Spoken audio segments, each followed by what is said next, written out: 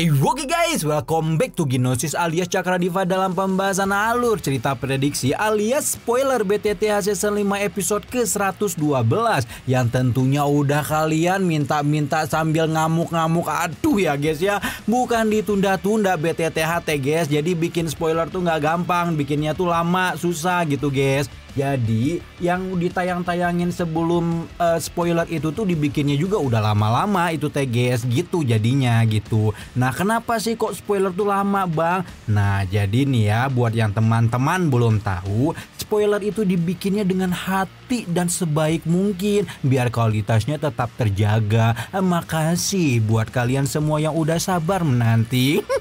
Malah jadi pantun tuh. Ya udah ya kita lanjutnya. Nah seperti biasa sebelum kita gas ke spoiler sekarang, kita review dulu episode sebelumnya. Masih inget nggak mau di spoiler apa? Ya pokoknya kalau belum nonton mah nonton aja langsung atuh ya yang spoiler sebelumnya.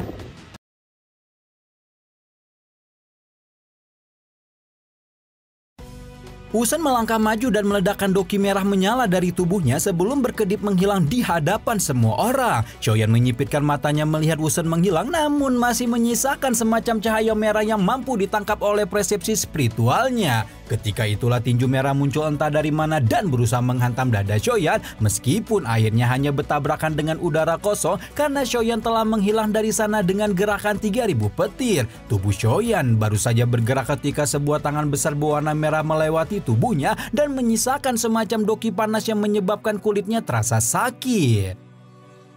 Dan sebelum Shoyan menarik tubuhnya kembali setelah menghindari tinju Wusen, teriakan rendah terdengar saat tangan merah besar itu berbalik arah dan menghantam pinggang Shoyan hingga membuat tuan muda ketiga keluarga Shou itu berguling di udara sebelum meludahkan seteguk darah dari mulutnya. Jurus yang digunakan Wusen disebut dengan tangan kapas murni, di mana teknik tersebut merupakan salah satu keterampilan Dou kelas tinggi dari lembah api Bekorbar. Shoyan mengusapkan bekas darah di sudut mulutnya sebelum melonjakkan api teratai hatinya yang membuat luka yang sebelumnya dia derita seperti menghilang begitu saja. Wusen mengernyitkan wajahnya sebelum berubah serius berpikir jika sepertinya emas-emas Pak Boy entah datang dari mana ini memang pantas jika memiliki reputasi sebesar ini di dataran tengah. Wusen menarik sudut bibir membentuk senyuman antusias karena dia sendiri juga penisirin dan ingin merasakan gerakan 3000 petir yang dibangga-banggakan oleh pavilion petir angin dan mengujinya dengan teknik batu penghancur langit dari lembahnya. Ketika itulah suara teredam muncul dan batuan keras di bawah kaki Wusen retak sebelum Wusen menghilang dengan kecepatan yang lebih tinggi hingga bahkan membuat Shoyan terus memicingkan matanya untuk mencari tahu di mana tetua ketika lembah api Bekobar itu berada.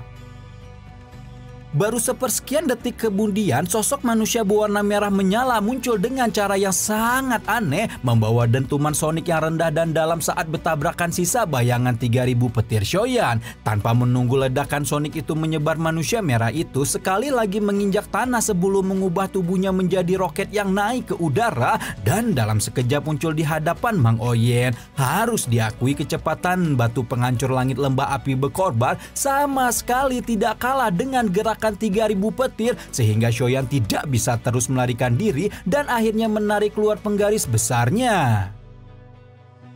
Shoyan mengeluarkan langkah pertama dari aliran 6 penguasa di mana teknik tersebut tidak dapat menahan serangan bertubi-tubi Wusen sama sekali hingga Shoyan sadar bahwa pertarungan melawan seorang elit Dozong bintang 8 memang bukan hal yang mudah untuk dilakukan. Suara logam yang jernih bergema di langit menyebabkan kekuatan beriak yang kuat di udara sebelum kemudian menunjukkan pemandangan dua orang yang sama-sama terdorong mundur hingga hampir saja menabrak dinding aula besar dengan keras. Namun tidak mau membuang waktu sama sekali, Shoyan mengusap darah di sudut bibirnya dan sekali lagi melangkah maju seolah siap untuk menerima serangan Wusen selanjutnya.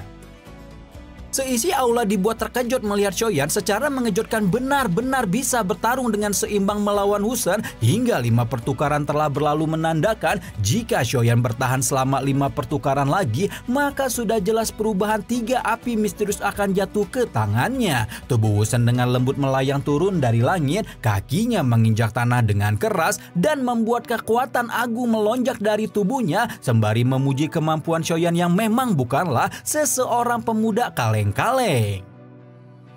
Shoyan hanya mengeluarkan sedikit tawa dingin dalam merespon pernyataan Woosen, namun fokusnya benar-benar jelas dan pemuda itu tidak mau main-main sama sekali karena jodohnya dengan perubahan 3 api misterius benar-benar ditentukan di sini.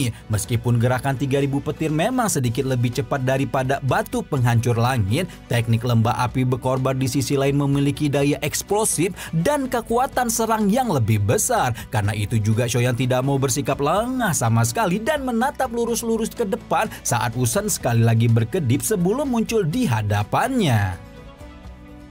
Cakar merah Woosen meraih ke depan dan berhasil merobek pakaian Shoyan hingga meninggalkan jejak darah di kulit sang tuan muda ketiga keluarga Xiao, membuat Shoyan sadar jika ternyata Woosen belum mengeluarkan kecepatan tertingginya. Woosen membuang robekan baju Shoyan secara acak sebelum tertawa dan sekali lagi memuji refleks Shoyan. Namun Woosen mengingatkan jika pemuda itu terus menggunakan teknik melarikan diri, maka Woosen pastikan Shoyan tidak akan bertahan sampai dengan pertukaran ke-10. Kilatan panas dengan cepat melintas di mata Shoyan berpikir jika memang jarak 7 bintang di antara dirinya dengan Woosen sungguh terlalu besar dan sebuah ketidakmungkinan bagi Shoyan untuk mengakhiri pertarungan ini tanpa teratai api amarah Buddha. Karena itulah Shoyan dengan cepat menarik dirinya dan berusaha untuk mencari waktu dalam merapal teknik andalannya tersebut. Namun belum sampai Shoyan berhasil memulai penggabungan teratai apinya, tubuh Woosen tiba-tiba berbalik dan muncul di depan Shoyan dalam satu tarikan napas sebelum kemudian menghantam tubuh pemuda itu dengan keras hingga membuatnya menubruk tanah dengan begitu kejam. Tang Zhen mengalihkan pandangannya melihat Shoyan dihajar seperti itu, begitu pula Tang Wo'er yang hanya bisa membekap mulutnya, tidak menyangka Woosen akan benar-benar bersikap sekejam ini kepada Shoyan. Kaki Shoyan mendarat di tanah dan berdiri terhuyun-huyun sebelum Woosen menangkap lehernya dan menyarankan Shoyan untuk segera mengakui kekalahan kalau tidak ingin dibuat pindah alam. Namun bukannya menyerah seperti yang dikatakan Woosen, justru Shoyan tersenyum sebelum kemudian tubuhnya meledak dan berubah menjadi ketiadaan. Ekspresi Woosen berangsur-angsur menjadi suram menyaksikan pemandangan yang baru saja terjadi di depannya, memahami bahwa emas-emas Pakboy antah berantah ini benar-benar baru saja menipunya dengan menggunakan avatar spiritual. Sementara itu Shoyan muncul perlahan dari balik debu-debu yang berterbangan, membuat Woosen menunjukkan ekspresi suram karena saat ini mereka telah melakoni 9 pertukaran. Ketika itulah ekspresi kejam melintas di mata Woosen saat memperingatkan Shoyan jika kali ini dia benar-benar tidak akan menahan diri sebelum kemudian meledakkan cahaya merah cerah dari tubuhnya membuat penampilannya berubah dan tampak seperti dewa api yang turun dari nirvana. Tang Zhen mengepalkan tinjunya melihat Woosen bersiap merapal teknik tingkat tinggi seperti ini untuk melawan Shoyan, membuat ekspresinya berubah suram hingga semua orang di aula paham jika saat ini kepala lembah api berkorban itu benar-benar ditekan oleh kemarahan karena tingkah memalukan Woosen. Tanpa mempedulikan kemarahan Tang Zhen, tubuh Woosen berubah menjadi bola api yang melesat seperti kilat sebelum merapal teknik telapak tangan iblis api dan menghantamnya ke arah Shoyan. Namun tanpa gentar sama sekali Shoyan justru menyinggungkan senyuman dingin sebelum kemudian membuka telapak tangannya dan menunjukkan sebuah teratai api 3 warna yang indah muncul di depan mata semua orang. Mata Tang Zhen auto menyusut melihat Shoyan mengaktifkan teratai api amarah Buddha, di mana teratai mungil itu mengeluarkan aura penghancuran yang luar biasa hingga Tang Zhen bertinyi-tinyi apakah ini kekuatan api surgawi yang sebenarnya. Tidak hanya Tang Zhen, Woosen selaku lawan Shoyan akhirnya mengungkapkan ekspresi tidak percaya untuk pertama kalinya karena tidak menyangka sama sekali dozong krucil seperti Shoyan mampu merapal teknik semenakutkan ini. Namun dia tidak bisa membiarkan Shoyan terus mempermalukannya di depan semua orang dan tetap memaksa telapak tangan apinya untuk bertabrakan dengan teratai api amarah Buddha Shoyan. Segel merah misterius di telapak tangan Woosen terbentuk menandakan bahwa tidak hanya merapal telapak tangan iblis api, tetua ketiga lembah api berkorban itu juga menggunakan segel iblis api terkuat, yaitu segel pohon setan api. Raungan sedih terdengar di seluruh aula. Tidak menyangka pengujian ini akan berubah menjadi pertarungan hidup dan mati. Namun bahkan Tangzhen pun tidak memiliki cukup kuasa untuk menghentikan maupun menginterupsi pertarungan. Ekspresi ganas melintas di mata hitam pekat Xiaoyan ketika menembakkan teratai api 3 warnanya ke arah segel pohon setan api sebelum kemudian bertabrakan dengan segel api Wusen dan menimbulkan ledakan seperti bintang jatuh. Badai baru saja muncul ketika ekor energi berayun dan menghantam tubuh Xiaoyan maupun Wusen membuat kedua petarung itu sama-sama menerima pembalasan dan dipaksa meludahkan seteguk darah.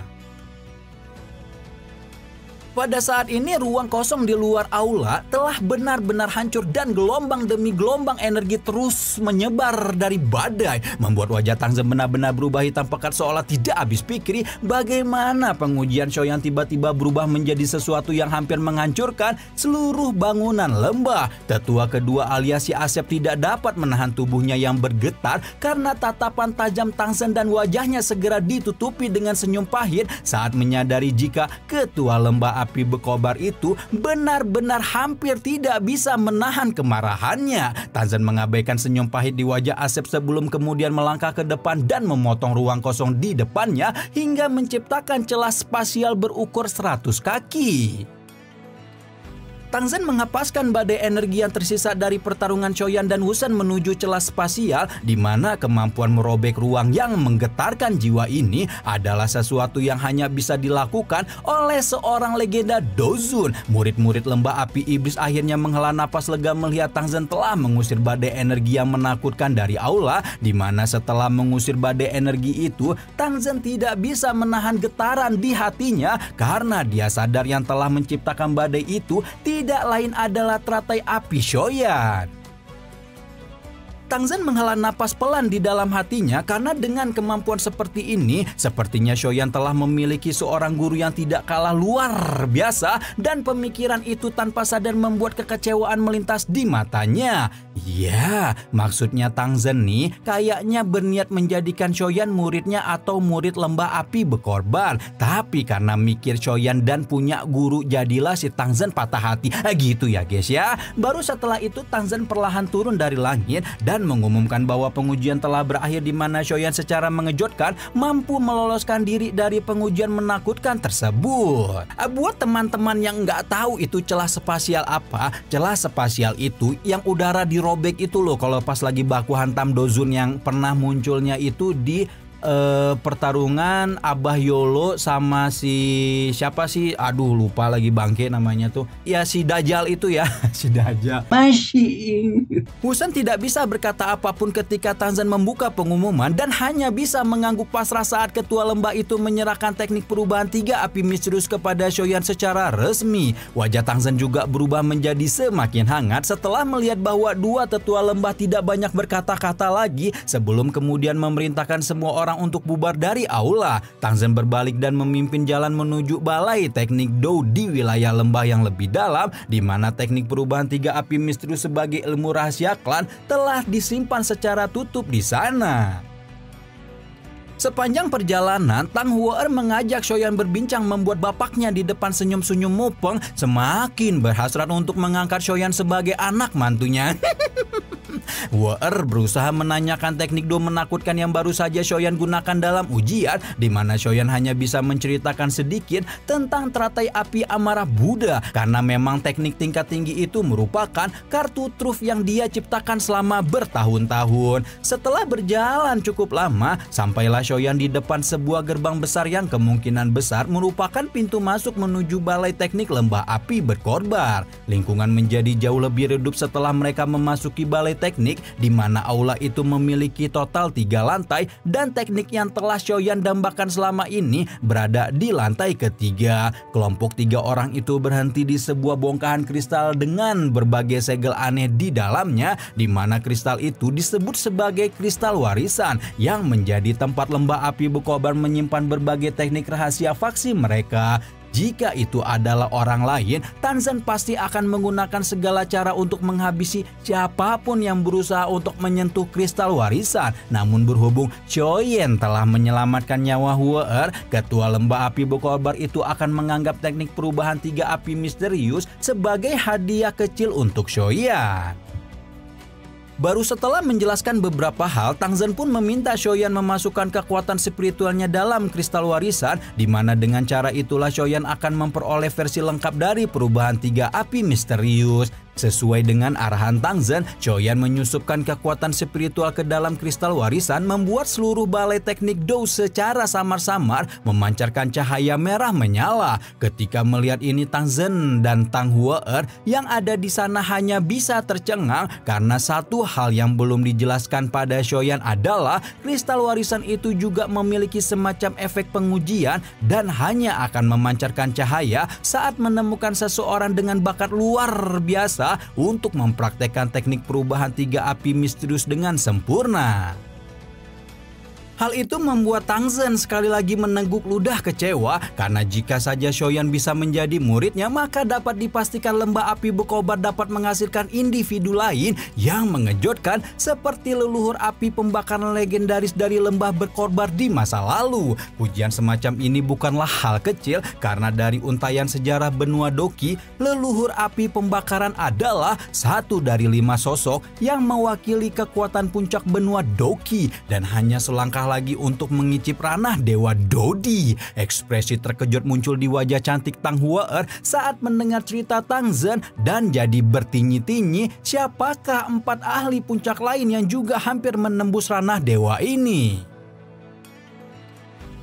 Tangzhen kemudian menjelaskan jika dia sendiri tidak yakin siapakah sosok lain yang berdiri di puncak benua pada masa lalu, namun hampir bisa dia pastikan jika sosok-sosok itu kemungkinan berhubung erat dengan 3 faksi besar di dataran tengah, yaitu Klan Gu, Aula Jiwa, dan Menara Pil yang tersohor. Nah, berkaitan leluhur api pembakaran yang Tangzhen maksud, kepala lembah itu hanya tahu jika si leluhur ini bukanlah anggota faksi besar, namun dapat menggoncang seluruh dunia dengan kekuatannya. Teknik perubahan 3 api misterius yang luar biasa ini juga diciptakan olehnya, dan kalau tidak salah ingat, Tangzhen membaca di buku sejarah jika leluhur pembakaran ini dipanggil dengan nama Xiao Xuan. Ketika itu Tangzhen dan Tang Hue-er langsung terdiam berhubung emas-emas Pakboy yang berdiam diri di hadapan mereka ini juga memiliki nama keluarga Xiao. Tapi mengingat orang dengan nama Xiao seperti bulu sapi di benua ini, Tangzhen dan Hue-er pun mengurungkan pemikiran mereka yang sempat bertinyi-tinyi apakah Shoyan sebenarnya memiliki hubungan dengan leluhur pembakaran. Singkat cerita, sehari telah berlalu setelah Shoyan memasuki kristal warisan dan hal ini membuat Tang Hue-er bertinyi-tinyi karena sebelumnya dia hanya bisa memasuki kristal warisan selama 1 jam saja.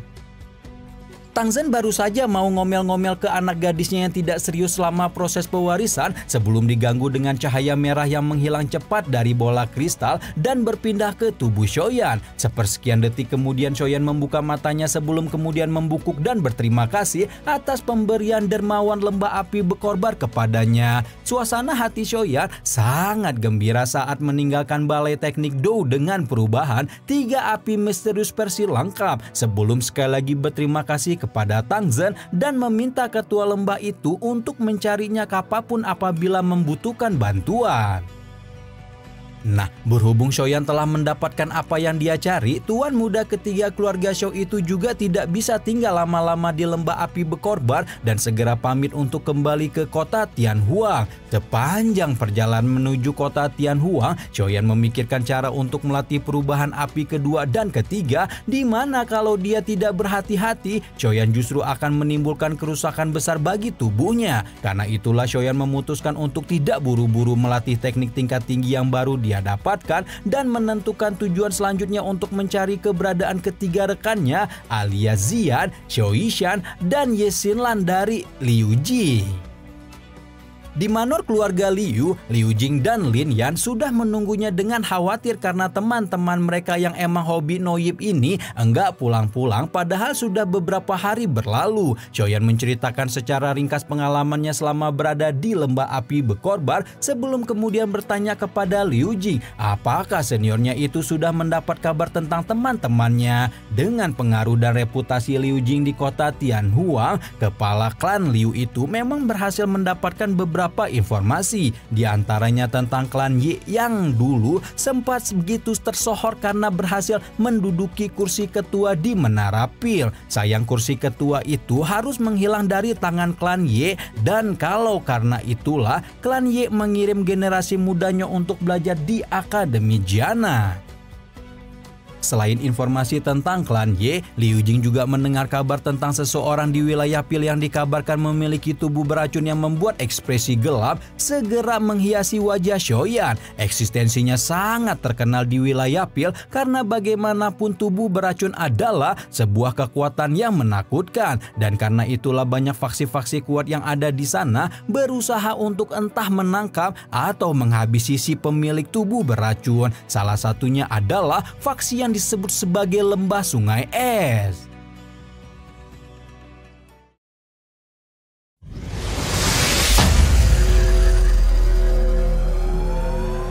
Edian, cie aroma-aromanya tuh bakal OTW ketemu lagi nih sama Xiaoyan ya guys ya. Kira-kira apa yang akan dilakukan Xiaoyan setelah mendengar kabar tentang pemilik tubuh beracun ini, dan yang enggak kalah bikin penasaran, apakah Xiaoyan memang memiliki hubungan dengan leluhur api pembakaran Xiaoshuan? Waduh, udah sampai 20 menit lebih ya guys ya. Gimana kabar kalian guys? Aduh, malah nanyanya di belakang nih guys ya. Nggak apa-apa lah ya, yang penting bisa selalu melihat, membaca dan membalas. Nggak bisa juga membalas satu-satu atau komen kalian ya guys ya. Pokoknya mah Cakradiva nih pasti baca komen kalian guys. Jangan khawatir, pokoknya mah walaupun nggak kebalas satu-satu ya paling bisanya di love gitu ya. Kalau pas abis upload langsung lihat gitu, langsung di love gitu ya, paling bisa gitu. Ngebales mah ya mohon maaf aja gitu, bukannya nggak mau, bukannya sombong, bukan, tapi insya Allah lah pokoknya semua komen kalian tuh pasti dibaca. Karena kenapa? Karena dengan membaca komen kalian itu Cakradiva tuh tahu gitu kalau misal kekurangan Cakradiva tuh di mana, terus kelebihannya di mana gitu, terus maunya kalian gimana gitu. Jadi biar apa ya, biar selalu bisa menghibur kalian gitu guys. Pokoknya tenang aja, komen-komen kalian mah semua dibaca pasti. Jangan pada ngamuk-ngamuk lah, santai aja ya guys ya. Pokoknya kalau udah beres mah langsung digas buat kalian mah, apa sih ya enggak? Ya tapi nggak apa-apa sih kalau kalian ngamuk-ngamuk juga ya, itu bukti kalian tuh sayang sama Cakradiva. Jadi ya itu mungkin bentuk apresiasi kalian buat Cakradiva, nggak apa-apa, thank you pokoknya ya.